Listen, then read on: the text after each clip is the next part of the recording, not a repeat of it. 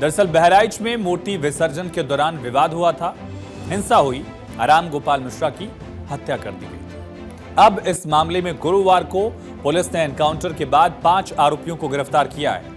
हत्या के मुख्य आरोपी सरफराज और तालीम को एनकाउंटर में पैर में गोली लगी है।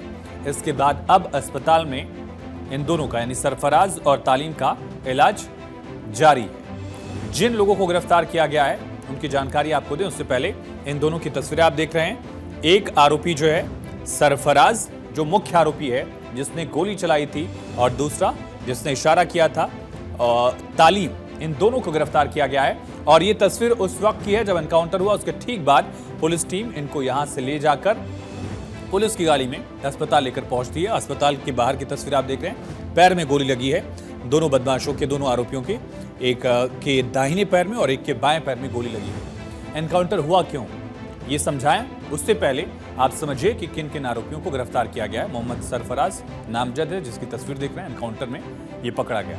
इसी का साथी है तालीम, मोहम्मद तालीम उर्फ सबलू। इन दोनों को एनकाउंटर के बाद गिरफ्तार किया गया है। इसके अलावा सरफराज के पिता अब्दुल हमीद को गिरफ्तार किया गया, सरफराज के भाई फहीम को गिरफ्तार किया गया, दोनों नामजद भी हैं, और मोहम्मद अफजल, इसको भी गिरफ्तार किया गया है। 5 आरोपी मुख्य तौर से इस मामले में गिरफ्तार किए गए, जो मामला राम गोपाल मिश्रा के मर्डर से जुड़ा हुआ है और हिंसा को लेकर भी लगातार कार्रवाई की जा रही है। हालांकि इनमें से 2 आरोपियों को एनकाउंटर करके गिरफ्तार किया गया।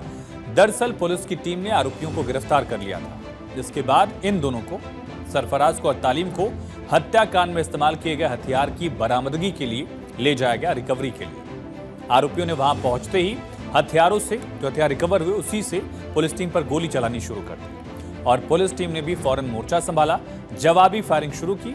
इसमें मोहम्मद सरफराज और मोहम्मद तालीम को एनकाउंटर करके गिरफ्तार किया गया। दोनों के पैर में गोली लगी और एनकाउंटर के तुरंत बाद का वीडियो सामने आया है, जिसमें आप देख सकते हैं कि आरोपियों को पुलिस कंधे पर लादकर गाड़ी में बिठा रही है। इस वीडियो में देखिए, पुलिसकर्मी दोनों आरोपियों को कंधे पर लादकर गाड़ी में ले आ रहे हैं। इस दौरान एक पुलिसकर्मी को कहते हुए सुन भी सकते हैं आप, तुम्हें भागना नहीं चाहिए था, गलत काम कर रहे हो तुम, हम पर फायरिंग भी कर रहे हो। इस पर दर्द से कराहते हुए आरोपी को सुना जा सकता है। आरोपी कह रहा है, हमसे गलती हो गई थी, अब हम कभी दोबारा ऐसी गलती नहीं करेंगे। आरोपी कहता है सरफराज कि हमें लगा था मौके से फरार हो जाएंगे, लेकिन गलती हो गई।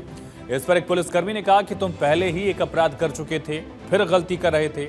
आरोपी कहता है कि सर अब कभी गलती नहीं करेंगे, ये उनकी तरफ से कहा जा रहा है। कन्वर्सेशन सुना जा सकता है एनकाउंटर के ठीक बाद का ये वीडियो।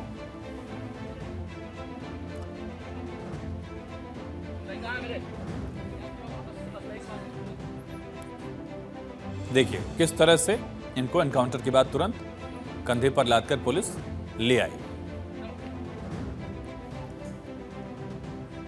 तो एनकाउंटर पर बहराइच के एसपी वृंदा शुक्ला ने जानकारी दी है, देखिए।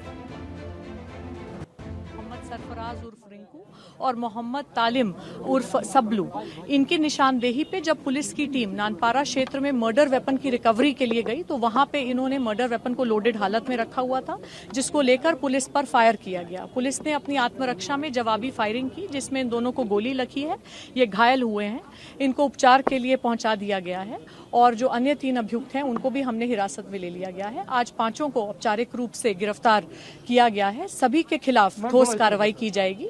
रासुका की कार्रवाई भी जल्द इनके विरुद्ध अमल में लाई जाएगी और अन्य जो अभियुक्त हैं उनकी तलाश भी जारी है। तो आपने सुना एसपी वृंदा शुक्ला को। उत्तर प्रदेश पुलिस के डीजीपी प्रशांत कुमार ने भी बहराइच एनकाउंटर को लेकर A to Z पूरी जानकारी दी है। डीजीपी प्रशांत कुमार ने कहा कि बहराइच हिंसा मामले में पीड़ित पक्ष की तरफ से अब्दुल हमीद और उसके बेटों समेत अन्य लोगों के खिलाफ नामजद एफआईआर दर्ज कराई गई थी। घटना के बाद से ही आरोपी फरार चल रहे थे। गुरुवार को घटनास्थल से करीब 45 किलोमीटर दूर नानपारा कोतवाली के बाईपास पर मुठभेड़ में 2 आरोपी सरफराज और तालीम घायल हो गए, ये जानकारी दी। घटना में प्रयुक्त वेपन था, लाइसेंसी वेपन, उसको जब रिकवर करने पुलिस ले जा रही थी अभियुक्तों के साथ, तो वहाँ लोगों ने अभियुक्तों में, उसमें से 2 अभियुक्तों ने भागने का प्रयास किया और उस दौरान उन्हें पुलिस ने उनको पकड़ने की कोशिश की और उसमें गोलीबारी हुई। वर्तमान में स्थिति नियंत्रण में है और हमारी फोर्स पूरे जिले में जो सेक्टर स्कीम लगाई गई थी उसके तहत कार्रवाई कर रही है। एक कबूलनामा भी है जो वीडियो आप देख रहे हैं एनकाउंटर के ठीक बाद का, उसमें आप सुनिए किस तरह से ये खुद कहा जा रहा है पुलिस वालों की तरफ से कि ये गलती तुमने अपराध में शामिल होकर की, फिर तुम भागने की कोशिश भी कर रहे हो। इस पर दोनों आरोपी कहते हैं कि हमसे गलती हो गई, अब दोबारा सोचेंगे भी नहीं। सुने। नहीं भागना चाहिए, गलत काम कर रहे हो तुम, पुलिस के ऊपर हमला कर रहे हो। गलती नहीं करेंगे, अब कभी गलती नहीं करेंगे। क्यों गोली चला दी है पुलिस के ऊपर? सर हम लोग भागना चाह रहे थे कि फायर करके ये निकल सब गलत है ना? जाएंगे। गलती वहाँ की अपराध करो फिर दूसरी अपराध कर रहे हो। गलती हो गई सर। तो बीते रविवार शाम करीब 6 बजे बहराइच के रेहुआ मंसूर गांव का रहने वाला रामगोपाल मिश्रा दुर्गा विसर्जन में शामिल हो रहा था और इसी दौरान एक तस्वीर आई जहां वो झंडा उतार रहा है।